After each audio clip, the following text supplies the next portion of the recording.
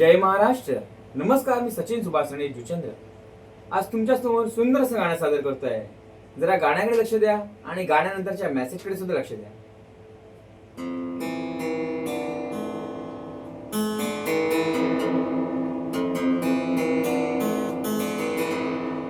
हसून मी नसेन मी नसून मी असेन मी, हसूनही नसेन मी नसूनही मी असेन मी. या गावाची गंमत न्यारी ते सर्वांना दारूच प्यारी. या गावाची गंमत न्यारी ते सर्वांना दारूच प्यारी.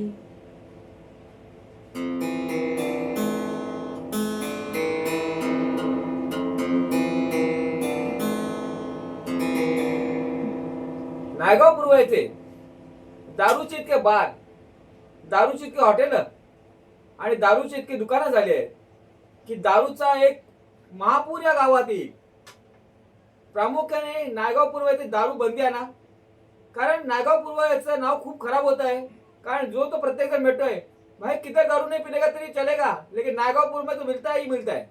तर नायगाव पूर्व याचं नाव खराब होत आहे. नायगाव पूर्व हा रांगोळी कलाकारांचा गाव आहे, क्रिकेट प्रेमींचं गाव आहे. दारूचं गाव म्हणून आम्हाला नायगाव पूर्वमध्ये मिळवायचं नाहीये.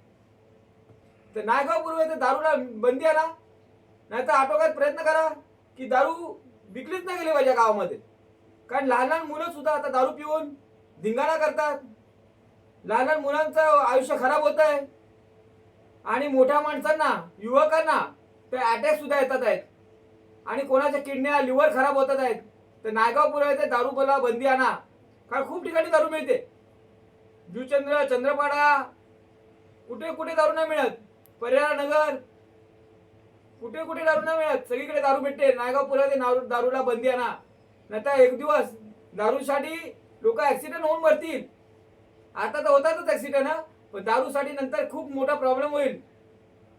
कारण दारूसाठी लोक इकडे फ्लॅट घेतात आहेत, तिथे जागा का घेतात आहेत, महागडे जागा का घेतात आहेत, फसतात तरी लोक दारूसाठी का जागा घेतात आहेत, दारूसाठी घेतात आहेत, हे लक्षात घ्या.